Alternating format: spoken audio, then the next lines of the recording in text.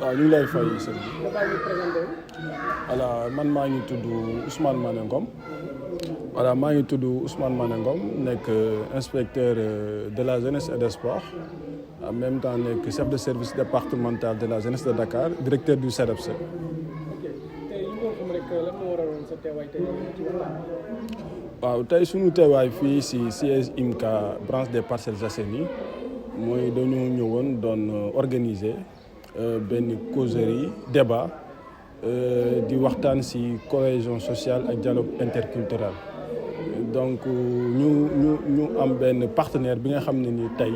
moom moo ñu gunge si loolu ñu koy wax ACRA dans le cadre du projet Yes Enjeu engagement de la jeunesse au Sahel. donc ñu nekk di exécuter vraiment fan yi benn campagne de sensibilisation voilà à l'endroit en fait de la population de la communauté tey ñu ñëw fii IMCA comme que dañoo nekk à l'approche en fait des nawetaan ñu choisir benn sous-thème di waxtaan nan la ñu mën a waxee ak le mouvement nawetaan pour ñu cultiver la paix dans les activités sportives donc tey looloo waral tey suñu teewaay fi en tant que acteur en tant que ki nekk ministère du sport tamit tey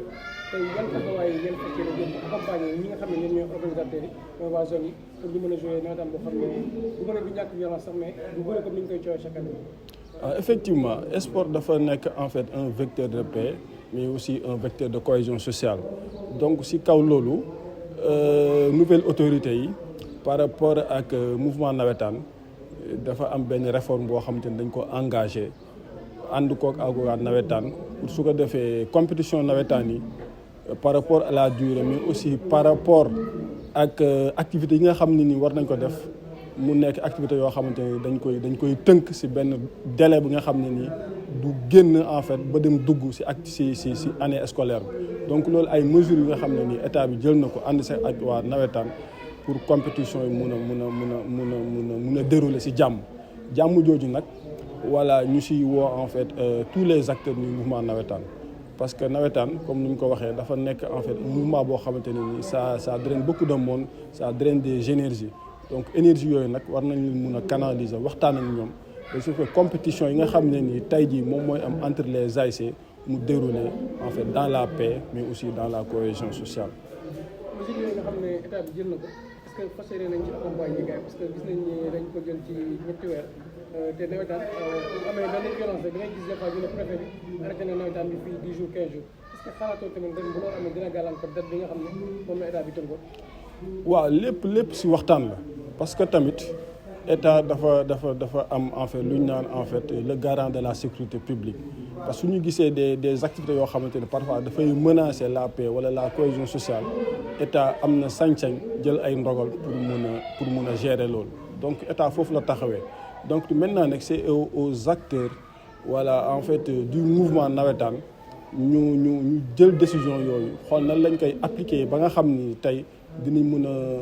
def activités yi nga xam ne ni compétition yi dina dérouler ci jàmm équipe yi nga xam ne ni yuy gagné ñu gagné ci jàmm nga xam ne ni tey du am benn problème boo xamante ne ni société bi dina ko am ci déroulement activité compétition nawetaan yi ni muy demee parce que ñun ñëpp gis nañ parfois nawetaan su amee wala su jeexee dañuy gis ay jafe-jafe yi nga xam ne ni en fait les riverains wala population dañ koy am mooy ay xeexoo yoo xamante ni parfois day jur ay yàqu-yàqu donc tey war nañ mën a def ay jéego yi nga xam ne ni tey loolu war na mun a bañ a am parce que football entre koñ ak koñ waruñu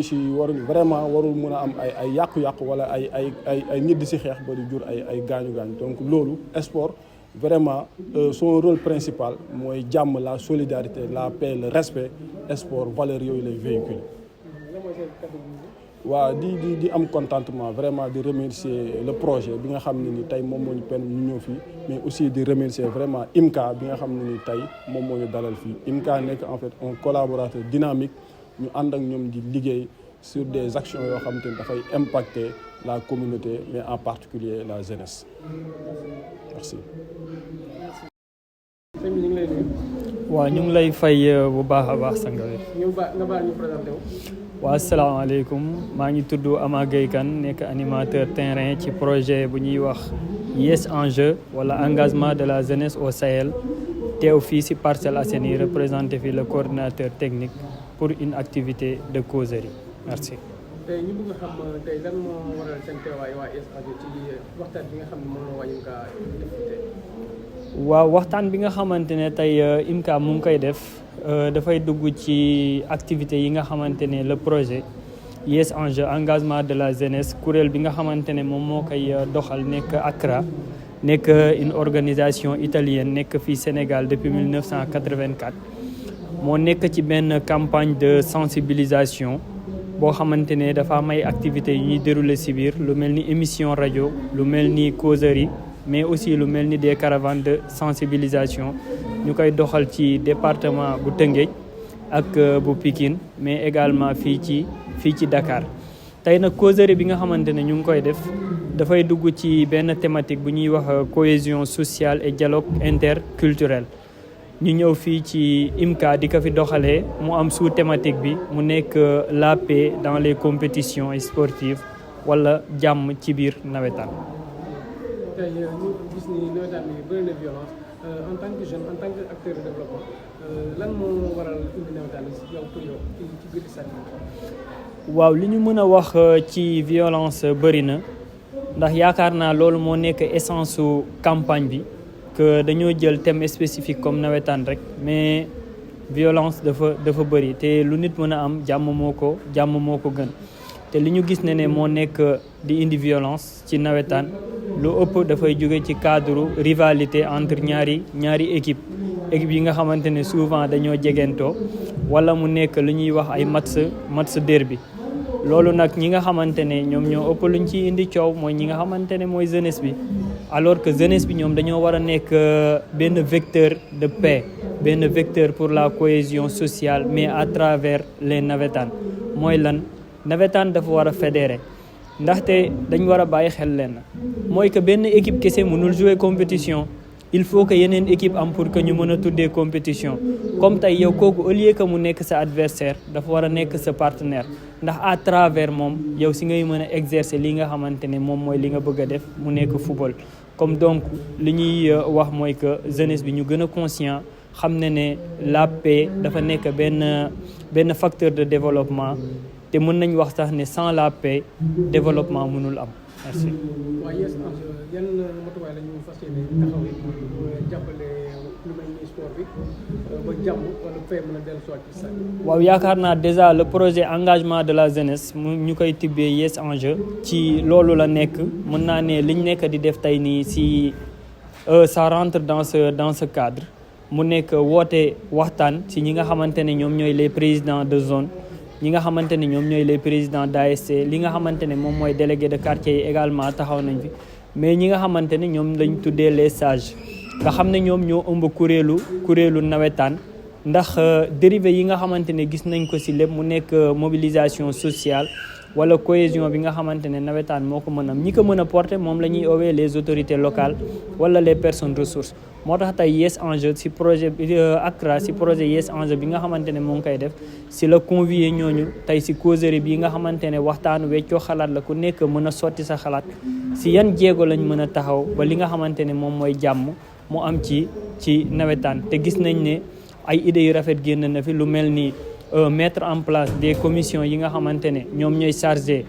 du fair play commission yoo xamante ne ñoom ñooy gën a dooleel li ñuy wax le vivre ensemble pour qu'il y ait une cohésion sociale mais également une paix durable ci li nga xamante ne moom mooy les compétitions sportives. lay fay Pape Coulissar. donc alors ñu ngi fii dans le cadre des dialogues organisés par le programme ACRA. tey ñuy waxtaanee précisément dans le cadre des dialogues interculturels tout ce qui est en lien avec les sports et la paix dans le sport ñu amal ko fii ci IMCA Parcelles avec notamment le CEDEPS de Dakar et tous les acteurs de ce projet de ACRA. tey ñu gis ni thème bi ñu fi développé thème bu intéressant la ndax gis nañu nawetaan bu ko wax affaire de jeunesse la mais dañu gis ni que violence bi moo ci gën a jëm tey yan pexe lañ war a mën a taxaw pour mën a xeex violence ci nawetaan. d'accord je pense que violence bi li koy indi xëy na bari na mais bokk na ci yenn yu koy indi mooy naka la ñuy appréhender l'autre c'est-à-dire que yow mi bokk ci équipe bi naka ngay gisee beneen équipe bi je pense que foofu lu am doole la ndax boo jàppee ne équipe bii day ku ma war a abattre la maanaam koo xamante ne nii man su fi ne tant que mu ngi fi du ma gagné wala tant que mu ngi fi il faut ma jaayante ak moom il faut ma woon ko ni man góor laa il faut ko ni wan ne mën naa ko il faut ma woon ne ko soo defee lii mën naa def lii je pense que loolu moom moo bokk na ci li gën a indi violence yi léegi nag moo tax ñu jàpp ne li ñu ko war a def ngir mën a wàññi violence yi voire même éliminer ko mooy ñu fexe ba installer ci bopp nit ñi ne adversaire mooy lan nit ñi xamaat adversaire parce que il faut ñu xam ne dans le sport l'adversaire est d'abord un moyen pour avoir du sport parce que sans adversaire amoo sport je donne un exemple tey jii parcelle bi yëpp bu fekkoon benn équipe bi rek benn équipe kese moo fi nekk te ñeneen ñi nekk fi kon nawetaan du am parce que benn équipe mënul di jouer camp yi di jouer camp yi bu dee dans le cadre des sports individuels aussi boo dee mbër mais boo amul koy bëreel maanaam doo mën a bëre boo dee tennisman aussi même chose donc l'adversaire est un moyen pour faire du sport donc à la base c'est d'abord un partenaire de sport avant même d'être un adversaire que l'on souhaite gagner que l'on souhaite dominer dans le cadre du sport ça c'est un deuxième chose mooy li nga xamante ne nii tamit war nañ ko installer dans la tête des gens c'est aussi de voir et de permettre aux gens de comprendre que adversaire bi moom moo may permettre moo mën a développer pourquoi parce que tey jii plus may am adversaire yu baax plus may mën a développé wu c'est-à-dire quoi man su may jouer ma nekk si benn unité am fi équipe ma ne unité 3 laa bokk am équipe unité 3 mais que ñi may jouer ay unité 5 6 7 ñoom aussi dañoo am ay équipe yu baax yooyu maanaam équipe yu baax yooyu dañuy permettre sama joueurs yi ñu mën a développer seen i compétences ñu mën a développer seen i capacités donc l'adversaire aussi mbaaxam moom moo lay baaxloo plus il est développé plus yow ngay mën a développer soo gisee ne sa adversaire moom aussi am na par exemple comité de supporters bu baax mais inspiration la pour que yow aussi nga mën a développer sa comité de supporters donc en grosso modo adversaire soit dafay nekk quelqu'un boo xamante ne moo lay permettre sport am soit mu nekk koo xamante ne moom moo lay impulser moom moo lay influencer pour nga mën a jëm ci kanam ndax bu defee lu baax nga jéem a roy ci moom wala boog boo ko rawee it nga fexe des foofu des ci kaw voilà. donc tey yan kàddu may tàggatoo di ko dénk organisateurs yi mooy ñi nga xam ne ñoom ñoo sëkk nawetaan bi ak ndaw yi nga xam ne ñoom ñooy dem ci biir sago. donc kàddu yi ma leen di dénk mooy pour man tout est question de perspective nit ki naka lay gisee nawetaan bi te tant que mu ngi koy gisee ne compétition la boo xamante ne pour jaayante doole la wala pour wane l'autre ni man am naa fit rek xëy na violence bi du neex a génne mais nañu fexee ba nit ñi xam adversaire lan lay représenter beneen équipe lan lay représenter ak man naka laa war a taxawee face à cette équipe là ou face à cette différence là jërëjëf merci. merci. maa ngi leen di fay. nga baal ñu présenté wu. man la Simon Pierre Diegane Niakh nekk président association IMCA bu Parcelles Assainies. donc Simon tey gis nañ fi yéen a waa IMCA ngeen woote fi ndaje bu am solo. ñu bëggoon rek nga ñëwaatal ñu tey ci ndaje bi. dañu bëggoon waxtaan ci jàmm donc la paix comment construire la paix nan la ñu mën a def ba jàmm sax CDEPS bu Dakar ak directeur Ousmane Ngom permettre ñu ko à travers le projet Yes Enjeu bu Enjeu Accra di dérouler donc ñu bëggoon a waxtaanee jàmm dans le mouvement sportif ñu may ñu occasion bi moo taxoon ñu woo acteurs yi pour waxtaan ak ñoom ci loolu.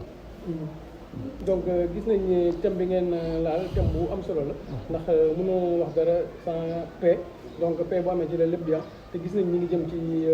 benn affaire boo xam ne mooy nawetaan ji ñëpp di ci daje dañu gis ne chaque fois dafa am violence tey selon yow lan nga xalaat ni mooy indi violence boobu ci nawetaan ak lan nga xalaat bu ñu ko defee xëy na même bu fi jigéewul à 100% dina wàññeeku. waaw ñu impliqué ñëpp ñu waxtaan ñu boole si jeunes yi parce que IMCA association wu jeune la. donc depuis bi ñu amee chance am ay jeunes yu ñu formé sur la paix des ambassadeurs de la paix depuis bi ñu amee chance commencé di waxtaan di def ay dialogue ci mbirum paix ci lañ newoon ren comme nawetaan yaa ngi ñëw nañ ci waxtaan. donc occasion bi mu taxawee ñu ne ñun li ñu xalaat mooy foog ñu communiquer te génn na ci waxtaan bi foog ñu waxtaanee comment faire pour avoir des compétitions dans la paix nit ñi génne nañ ko doyens yi wax nañ ko il faut ñu delloo ci culture il faut ñu delloo ci éducation. faut ñu def ay prix fair play faut ñu def sensibilisation wax ak supporters yi mais ñun en tant que association mouvement de jeunesse il faut ñu aussi ñu tam ñu impliqué wu et toutes les parties prenantes muy bàjjenu gox yi muy conseil de quartier yi zone 8B zone 8C impliqué ñëpp su ko defee dinañ mën a am ay compétitions yoo xam ne dina nekk ci jàmm bu fekkee am na prix fair play bu fekkee supporters yi nañ leen jox prix bu fekkee dinañu def ay mesures par rapport ak li ñuy wax paris yi ci nawetaan bi bu fekkee. ñu ngi lay fay Diawar. waaw nga baal ñu présenté wu. Voilà Abdoulaye Diagne président de la zone 8B. donc président tey ñu mën xam lan moo waral sa teewaay tey ci jotaay bu am solo bi nga xam ne moom waa IMCA organisé. Merci Ndiawar donc ñëwoon fii rek répondre à l' appel de IMCA par rapport à benn thème boo ñu xam ne dañu ci convié woon mooy les violences dans le milieu navétane comment faire pour l'éradiquer donc tey thème bu mel noonu bu ñu ko convoqué ñu daal di ñu ci invité donc dañuy sawar ñëw ci d' autant plus que tey phénomène la boo xam ne tey ñun au niveau du mouvement navétane c' est quelque chose qu'on veut éradiquer dans notre mouvement donc tey bu ñu amee ñu jóg tey di ci waxtaan donc dañuy sawar ñëw tey participer ci.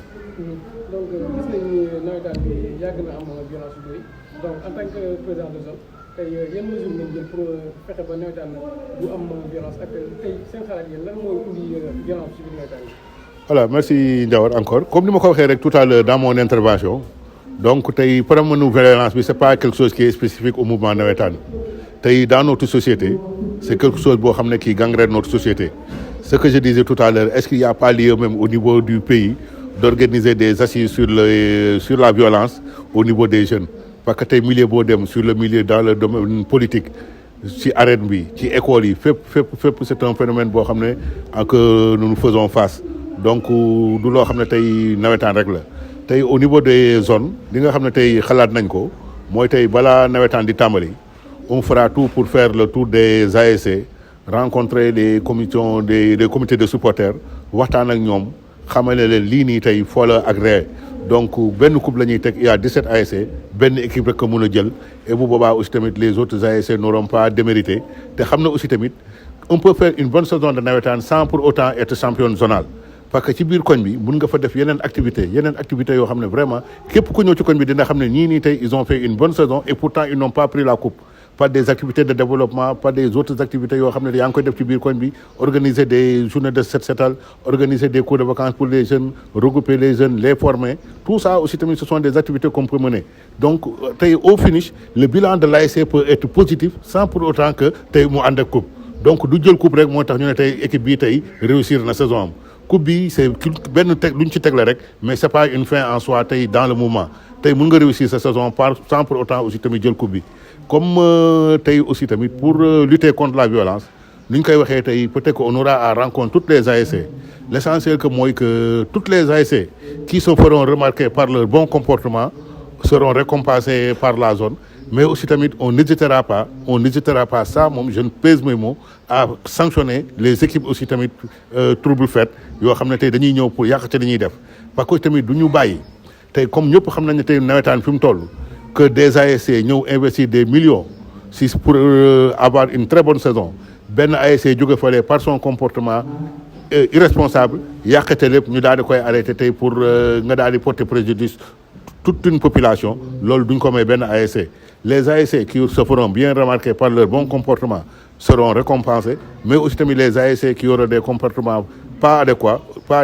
donc là ñooñu aussi tamit les sanctions on n'hésitera pas dinañ def le tour de toutes les ASC sensibiliser leen waxtaan ak supporters yi les regrouper ensemble pourquoi pas créer un groupe WhatsApp entre supporters bu màgg daan waree football ak entente avant la veille du match ñu fexe ba supporters yi tase organiser des activités ensemble daal di ñëwandoo defandoo par exemple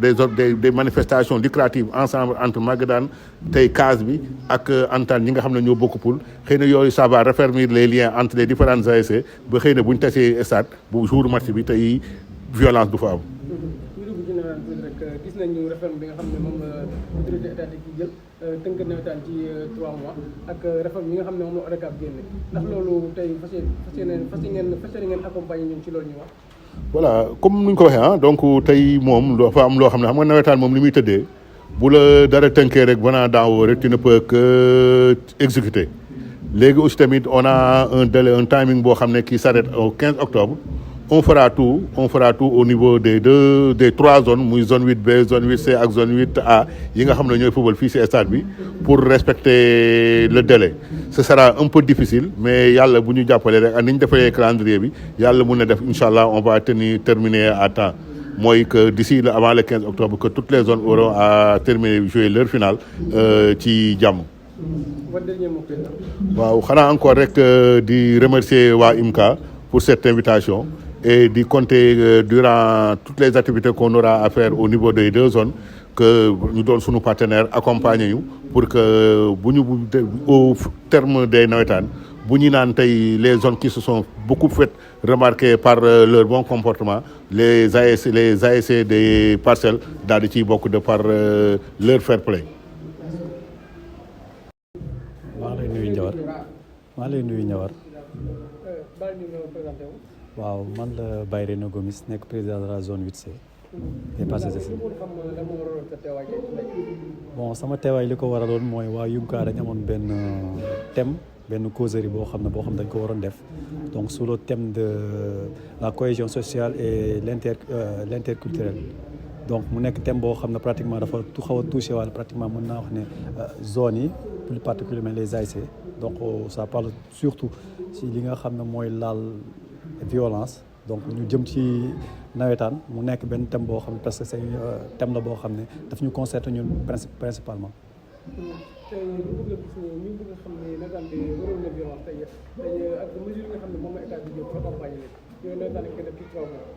bu amee dara dañ koy yan mesure ngeen jël yéen en tant que acteur en tant que président de zone pour mën a éradiquer violence yooyu ci nawetaan. waaw par rapport aux mesures moom yi nga xam ne état bi jël na ko déjà da ko tënk sur un intervalle de 3 mois c'est-à-dire à partir du 15 juillet ba 15 octobre. donc loolu nag dafa laaj benn organisation boo xam ne la organisation fast track lay doon donc loolu moo tax ñun dans un premier temps avant ñuy démarrer suñu nawetaan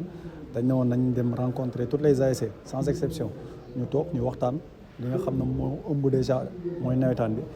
que moo xam l'ASC ou bien la zone tout lépp loo xam ne incompréhension la vis-à-vis de l'ASC ou bien vis-à-vis de la zone ñu jéem ko dindi xam ne peut-être nawetaan la bu ñu nee nawetaan aussi tamit fo la dans un premier temps te